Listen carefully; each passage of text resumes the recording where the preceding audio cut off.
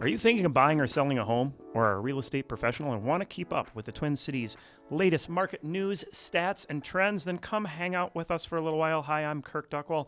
Joining me, Jilly Jenkins. Thanks for coming in. I'm back. Hi, Jilly. Hi. Chad Priebe Love as seeing you well. guys. Yeah, good to see you. Yes. We're going to deep dive into the hot dish Hot today. dish. Yes. I love it. Real estate hot dish. Yeah. Yes. We're going to get into some of the things happening in our market. Maybe some stories to go along with it. Hopefully provide you some valuable information as you move forward and wherever you might be in real estate, whether that's buying or selling, or again, real estate professional. As always, make sure you check us out online at TwinCitiesRealEstateShow.com. There you can see our past shows, upcoming classes. Also submit any questions and see our free publications. Yes, they're free. No registration or anything like that. You can just go and see the PDFs. What is it? At it or issue.com or something like that. That's where it takes them. And you can see all of them there. Mm-hmm. I like it. So great information that is there. But before we get into the hot dish. We're here to Yum, I'm hungry. dish out some hot takes. Yeah. I loved how we were arguing about what a hot dish is before the show. I mentioned noodles. You're like, no, it's not noodles. It's rice. It's You're going to get people upset if we bring this up, Kirk. It's a touchy subject. Especially us. We're going to make it out of real estate instead of tuna. We need some wild rice and some tots. Tots. Betcha. Yeah, I'll Yeah. agree with you on the tots. No walleye. You didn't like that idea? No. Oh, all right. But before we get to that, let's get into the stats. Yeah. The topping of the hot dish. like The it. starting point. That's the Parmesan or cheddar cheese sprinkled on top. Yes. No, I thought it was the dried onions. Oh, I like that too. Ooh. You're right. Okay. Green bean casserole. Yeah. Yeah. Oh, Just had that the other day. yum. All right. Okay. So in our market, a lot of interesting things that we're seeing. We're seeing fluctuation a few weeks where the market meter actually moved down. So it looked like we may have hit peak week out there, which not a big surprise. I mean, we're at that time of year. You know, typical peak week. Somewhere in that mid-March to beginning of April timeline. So to see it go down for a couple of weeks in late March is not crazy. But we do have some other things that were in there, right? We had our first actual snow I know event. it was, winter didn't winter this time. Yes. You know? Different It type kind of of all year. of a sudden was winter and everyone was really caught off guard. Stayed home for a couple of days and made some hot dishes. Nice. I like it. So, we see that, and then the market meter starts to come back a bit, and then we come into Easter weekend, right? Yeah. And things slow down. Do you think it'll tick back up again and maybe level off, plateau, you could say? It looks like it might keep ticking up. The showing activity out there, watching new listings peel off a little bit, I think could bring for that because, with less inventory becomes more showings per listing, which drives that market What's our meter up. inventory looking like right now? All right, well, so we'll get to that in a second. Okay, sorry. Yeah, you're jumping the gun Don't want to jump ahead. into the bottom of the hot dish. There's a recipe here. Yep. Yes. Love Yeah, so that. new listings we see drop off, and primarily, because of this the snow event, a week of the 16th and then a week of the 23rd, 1,335 listings drops down to 1,170. Now, we were tracking, there were some weeks there, we were up by 50% more listings into the marketplace versus last year. What weeks were Wow. those? Well, so that would be late February, week of 24th. And then we saw 27, 28% on the March 9th and 16th, those weeks. So, Now, was the weather really nice during those periods, I was wonder? wondering. well, about we were that. tracking. Yeah, exactly. Yeah. We were tracking ahead. We had Nice weather. Huge blizzard last. What was it? The beginning of January?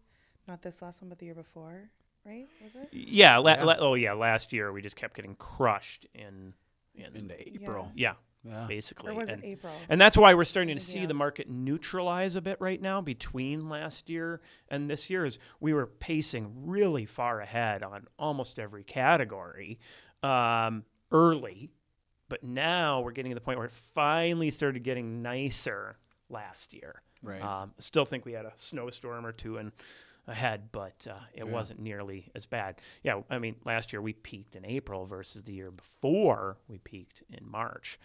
So pending sales drops off as well that week between 16th and 23rd. Goes from 945 down to 939. It's not a big change there. But again, still outpacing last year. Average for 3 months, 8.6%.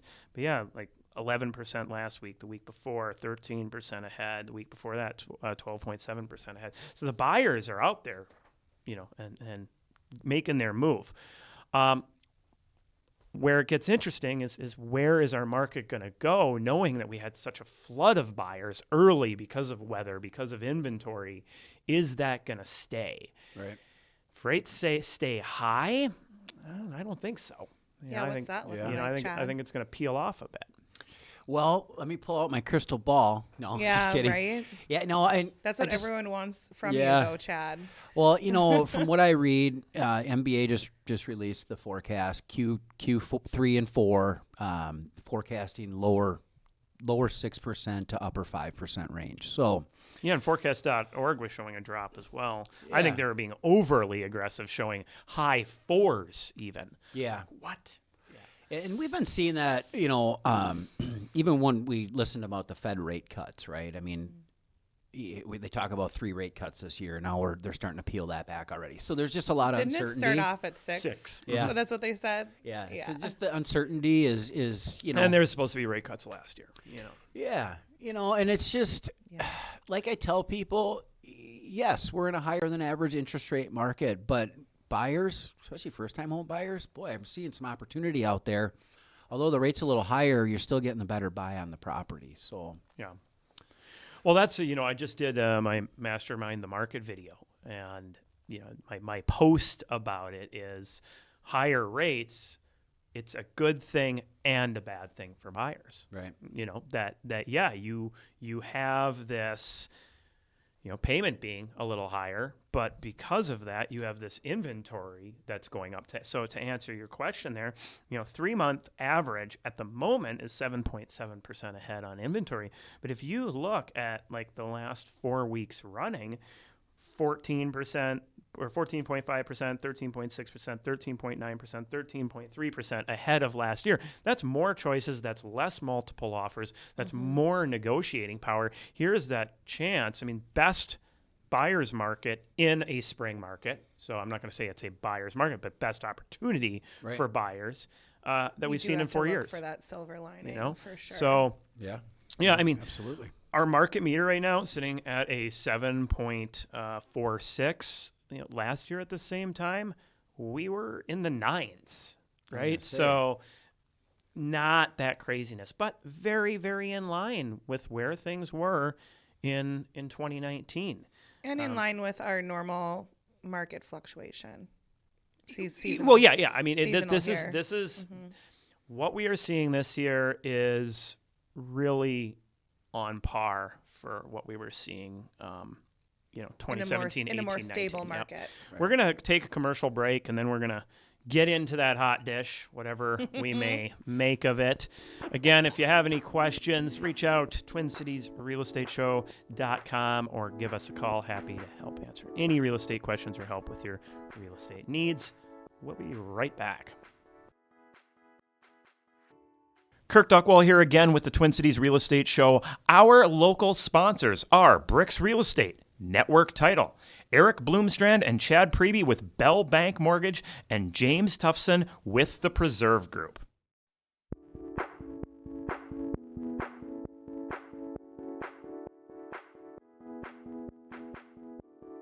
Welcome back to the Twin Cities Real Estate Show. Today we're going to dive into the hot dish. Hot dishing it up. What is a real estate hot dish? It's a mix of the hottest things that we might want to talk about. I was thinking you're going with like broccoli, corn, or peas. I don't think that has to do with real estate. No. But I do think we should hone in because what is the hot dish? I mean, you were saying it to be topped with cheese. I said no, it's got to be the dried onions. I think there needs to be cheese on top, but we have some friends in here that are lactose intolerant, so out of respect, maybe no cheese. Wait, can you even do a hot dish with no dairy? I would. That- There is stuff that's non-dairy for the condensed milk Okay. or the condensed soups. Excuse me. So you can have a cream of mushroom? Because, I mean, you have to have Have that. to have that. That's Yes. the It's main gotta be in ingredient. there. Yeah. And you said mushrooms. I mean, I'm a mushroom gal. Me too. I Yeah. like my mushrooms. You guys poo-pooed my broccoli. I like broccoli. I mean, it could be good, but I don't know if that belongs in a hot dish. And Carrots? Like a Carrots? tater tot hot dish, a little bit of broccoli, maybe. Okay. Yeah. Ground I'm beef. grooving with you. No noodles and no walleye. Don't knock it until you try it. Have you truthfully made a walleye hot Nope. dish? Okay. But he's going to try. I just Maybe. can't imagine the Yeah. sogginess that would happen. But I mean, Goes on top. I would say that our bakes them. current rates for mortgages is the walleye of hot dishes. Ain't nobody want that, Kirk. Well, wasn't that the song I played on the Monday mastermind call? I can't go for that. Yeah. And can't yes, I go was, for I that. was, yeah, Oh, wow. rates. Yeah. So why have we not seen rates moving back down outside of the Fed? You know, from what I read and what I study, it comes down to a couple things: inflation and debt, ultimately, right? So, it's hard to peg because we go 1 week, we get some economic reports, it shows inflation coming down. They revise the report showing it went up. Next week it comes in Yeah, that's different. what happened So, Friday. Yeah, volatility is high, uncertainty. It's just tough to really put a finger on it. You know, we listen to different Fed officials across the country contradicting what they're saying. That's I not know we meant to joke be it would always probably be best if nobody said anything. And Yeah. just let the market play itself out. Yeah, and I Yeah. didn't mean that to be a negative comment against anybody, but it's challenging, right? Yeah. So when we're professionals, we deal with it on a daily basis, and you put that into a consumer's head and have them try to digest it, I can see where they become overwhelming. So Oh yeah, I mean, you watch the rate move, quarter, half in the matter of a week. We've seen it drop even almost a full point. Go back to October. right? Yeah. Somebody starts chirping about rate cuts. Boom. Yes. Rates drop. I had a client Mm-hmm. get pre-approved in October, and it was like 8-ish% at that point, right? It was like a little less than 8, I think. Yeah. And they couldn't do it. And they can now, you know. Yeah. Yeah. It's crazy the fluctuation we've seen so dramatically in a year. It's been a roller coaster. It has, and the thing too, what we have to understand is when we get these inflation reports, they strip out food, energy out of those reports, right? And those are the two main inflation indicators, right? As we go to the gas pump, as we heat our houses through the winter, as we go to the grocery store, we're not seeing a lot of relief on that. So, It's been going up. So as we see these reports coming in and they're telling us an inflation number, we got to remember that's stripping out a couple of the main components. So there's still a pretty high level of inflation that we're fighting. Yeah. And that's going to take, from what I'm reading, is somewhere in the mid-2025 before the Fed gets that inflation down to their target goal of 2%. I was going to say 2% is what and we were really close, and then it kind of went back up again, right? Yeah. Maybe like, Yep. Was it like 6 months ago or so? We were Yeah. really close. Yep. And that's the volatility, and a lot of things across the pond. And what I mean by that is across the world, affects our markets here in the U.S. So Are they concerned, and by they, I guess, like feds, general government, are they concerned that if the rates were to kind of be released and be let up and make it a little bit easier for the general consumer, that inflation is just going to skyrocket again, and we're going to have another huge cycle of all this pain that's that the everyone's concern. feeling? Yeah. Yeah. And my thought on that too is, although higher rates are painful, right? We get that. If rates dropped, let's say 2% tomorrow, we're going to be in a world of trouble. With, Oh yeah, you are back to the. You're almost setting me up here for what I was going to get to. Yeah. Yeah. I mean, you're gonna end up in a market where, I mean, I read something along the lines of 40% more first-time home buyers will jump into the market if Oh, you yeah. just get into the sixes, like, Yeah. right? Into Well, they're that waiting. ring, right? My base is mainly first-time home buyers. You know, for my buyers are Where that's trying to start to build their wealth, and they're waiting, man. They're sitting in, they're waiting until they can afford to do it, and as soon as they can, and they're gonna come out with claws. Yeah. And where that's problematic is now you're in, right now I can comfortably say we're out of the heavy multiple offer environment. And, if you're a buyer out there and you're like, well, no, every house that I look at's in multiple offers, or agents, oh, every house I make offers on are in multiple offers. Look at the Monday houses, not the Friday Yes. houses, Yes. right? There is a Yes. ton of inventory out there that you can get at or below list price. You can negotiate on, you can get the inspections, you can do all of that. I went out with some first-time home buyers the other day, and we get out, and they're like, oh my gosh, the house that I thought I'd like the best is the one that I hate the most, and the house that I think I'd hate the most is the one I like the best. These pictures lie. Yeah. Right. And when you get sucked in and get roped into the hype, you do see the multiple offer scenario. And that happens every spring market. It doesn't really matter. I mean, I even saw multiple offers back in 2012 in the spring market. Yeah. Right. And we're seeing the biggest crunch in that first-time home buyer realm of multiple offers still. Like it is going to be more competitive when you're sitting around that average price point for whatever market you're buying in. You're going to see more multiple offers at that price. You are. right? Yep, Absolutely. you're going to see more. But, this gets to my next thing, which is, we are at peak market. Be patient. Patient. Patient, right? Yeah. If If you're you want to sell, get out there. yeah. Get I mean, out there. be strategic if you can. If you can work with the market a little bit, if that's an option, how that will benefit you on the sale price of your house and the price that you get another house for is great.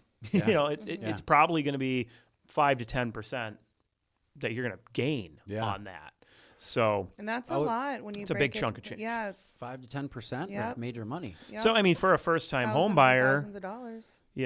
if you can be patient, whether that's patience waiting for the Monday house, or if you can be patient and get yourself into June.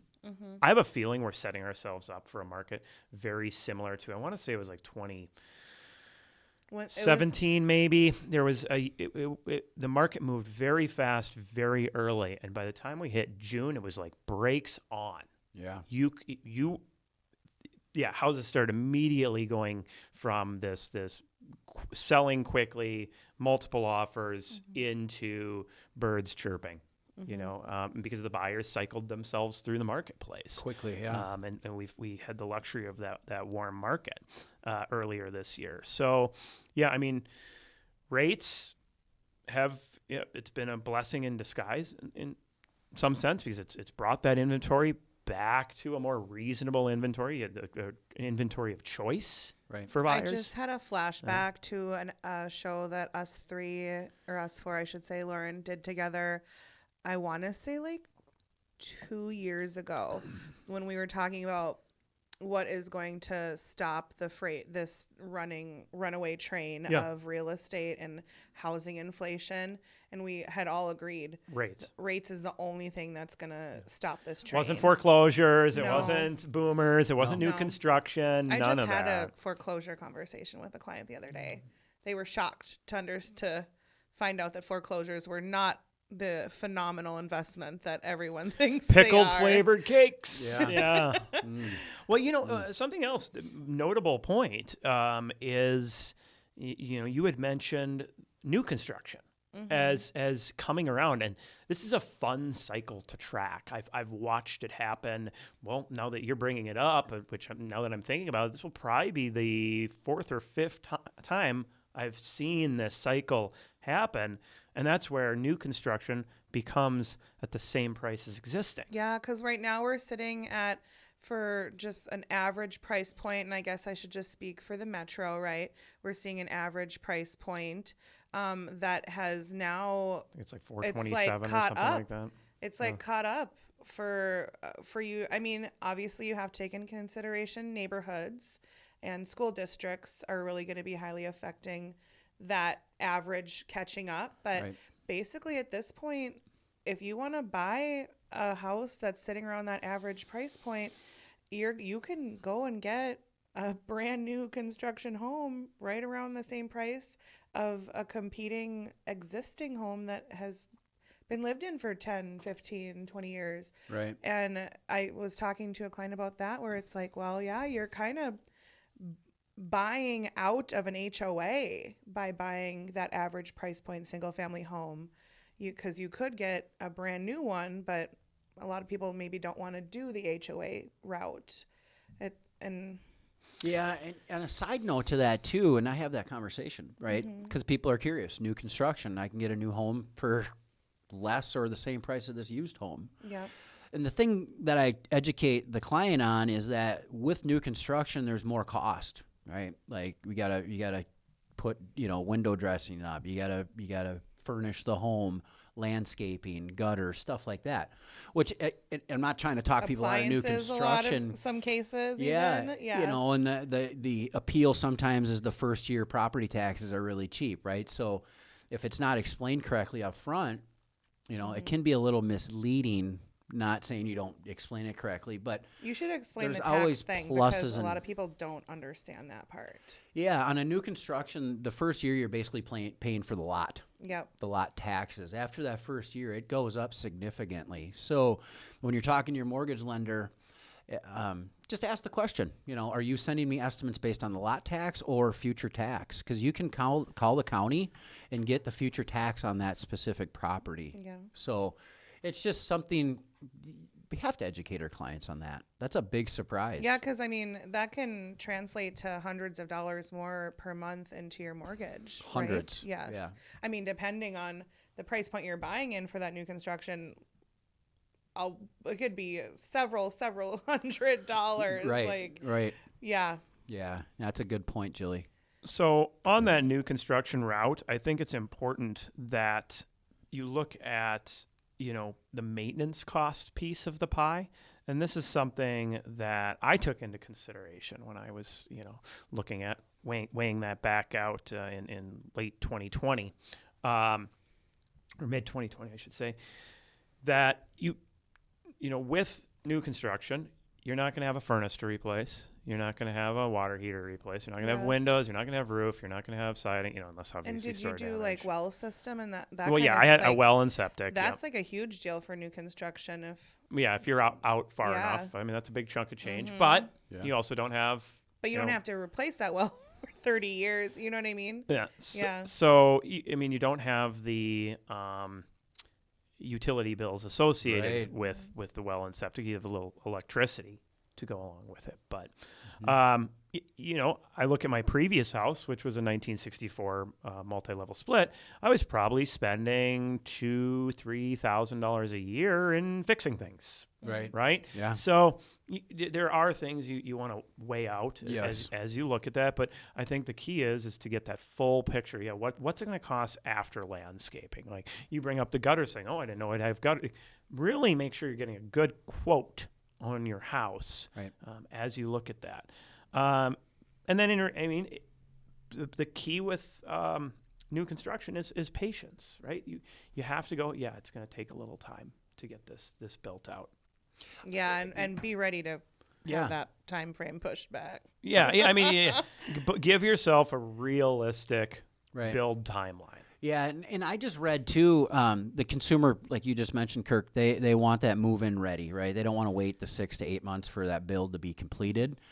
So what they were saying in this article is a lot of these builders now, they're building, they're building them and then they're putting them up on the market for sale. So Yeah, spec houses. spec houses, right? And I see a lot of those going up now, especially out where I live, a It's little further out of the Kind of cities. necessary to keep up with demand. Yeah, so there's a pro and con to everything, I guess is what I'm Yeah, trying to spec say. house, you get what you get. You get it. You do Yep. get it right away. You do get that new.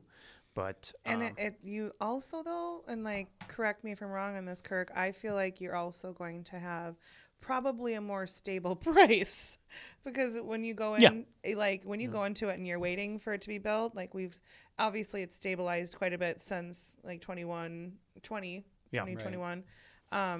But the fluctuation of pricing with material costs and labor costs was insane. Yeah, you wanted to make sure then you had locked in pricing. 2020, I saw so many, not my personal clients, but friends' clients' deals fall apart because of the fluctuation that was happening. Well, checking, I think a big piece is there's such a wide variety of builders out there that you want a reputable builder. You want a builder with good reviews, preferably a builder that's been around for a little while that can build reviews, not somebody who just changed their name last year.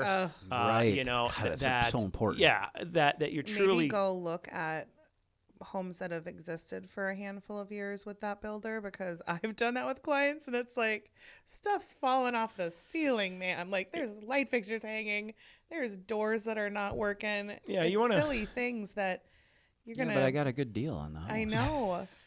What's the cost of a good deal? Well, I mean, I remember one time and just that I got an estimate for a client, and I sent out the plan to 3 different builders, and one builder, and this is like in the 300s price range at the time. Now, again, this is probably 10 years ago, but one builder was $100,000 more, and basically the same house. Okay. You know, and then there was a builder that was a little cheaper, but their products were crap. Like they would just, you know, they weren't using good materials. Lumber. Yeah. Where do they get the lumber? Well, yeah, and what you say, I like going through and walking a house that's been framed up and just seeing a framed home. What kind, you know, what are they building it out of? And I've told you guys before, I've been in when you see that framed stage, and I could spell the alphabet with those studs because they're so warped. You know what I mean? Like they're screwing that stuff in so wet. Yeah. It's crazy. Right. So, yeah, I have, you know, I know we're kind of getting towards the end here. I have 3 truths that I say to real estate. Okay. And I think, you know, right now is a great example. One, if it seems too good to be true, it probably is. Yeah. You know, this one I'll say, you know, there's been this recent settlement with the National Association of Realtors regarding commissions. You're going to see a lot of advertising out there. Be cautious. Yeah. Look at the real numbers Yeah. behind it. Carpetbaggers. They're You coming out of the woodwork. Just Do you guys know what a carpetbagger is? No. From, was it World War, or was it the Civil War? Where it was people that made money off of kind of conning people. When something changes dramatically and you go into it and make money real quick by kind of preying on people's fear, essentially. Wow. Yeah. Yeah, just be careful, because I mean, I know you and I were talking about some of the data behind it. There is great data about services provided and the effects that it has. I really wish some of it would have made it more into the case that was there at the time. And we'll see what happens with appeals and whatnot. But, you know, just be careful with what you hear and make sure you're asking the right questions. Be aware of if it seems too gimmicky or too good to be true. So, yeah, Right. if it seems too good to be... Have a good judgment of character of the agent and the lender that you're working with. If it seems too good to be true, Yes. it probably is. Patience is a virtue, right? Just like I talked about earlier in the show here, just take your time Yes. as So you're important. shopping, and take your time as you get your house ready. You know, obviously don't miss a window, but if you rush, it can be very costly. And that's a good litmus test also to have judgment of character on who you're working with. Yep. Yeah. Are you feeling rushed? Are you feeling pressured? Are you having to make really hard and fast decisions while they're pushing you pretty hard? Yep. You do have to make fast decisions in real estate. Unfortunately, that's kind of part of our market that we're in, but don't be doing it Until you're ready. if you're not comfortable. Yep. And my last one is don't worry about it until it's time to worry about it. I tell clients that all the time. You know, because there's there's so many moving dynamics. Just kind of work with what you have in front of you. There's a million things that people think can happen and change. And it's like follow, and hopefully you have a good professional team that you're working with. Our job is to worry for you. Our Yes. job is to be the ones Yeah. that are looking ahead, because we have experience and knowledge of what every mistake that I've ever done, I learn from, and every mistake that I've seen done, I learn from. So if you're working with a good agent and a good lender, they're going to be looking ahead and figuring out the worry for you. Yep. You don't need to be doing that. Right.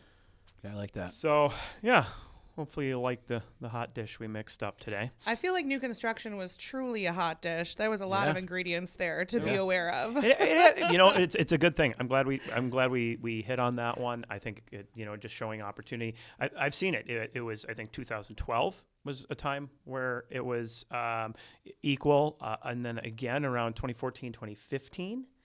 And then again 2019 coming into 2020. Oh no, but then it changed very quickly. Yes, yes. Pendulum swing the other way. And now we're seeing it again. So I have a hot dish item. It won't take long. So imagine if you're a seller and you want to sell today and take advantage of the max price point you can get in the spring market. If you can find a buyer that has some patience and maybe doesn't need to move in right away, there's a thing out there called a rent back. yeah. So as a seller, you could consider, if you can find that buyer, you can do up to 6 months rent back. Is it 6 months now? Yeah. Did that change? Bell has a 6-month. Bell? Yeah. Okay. Yeah. So- Awesome.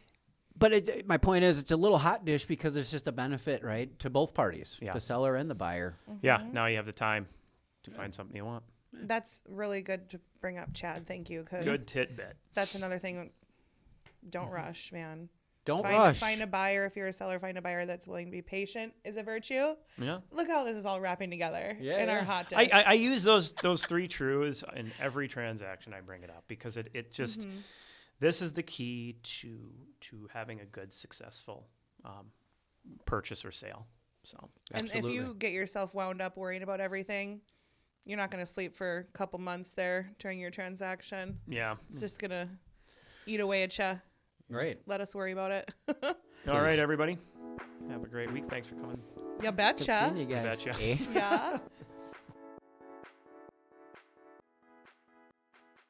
Kirk Duckwall here again with the Twin Cities Real Estate Show. Our local sponsors are BRIX Real Estate, Network Title, Eric Bloomstrand and Chad Priebe with Bell Bank Mortgage, and James Tufson with the Preserve Group. Don't forget to check us out online anytime at TwinCitiesRealEstateShow.com. There you can find all of our past shows, our weekly market updates, along with the latest and greatest searching and researching tools, and our free publications, to include the Smart Home Buyer Guide and the Smart Seller Guide, along with the BRIX Report. All of these free for you. If you have any real estate questions, please feel free to give us a call, 651-303-0019. Again, 651-303-0019. Happy to help answer any of your real estate questions or assist with your real estate needs.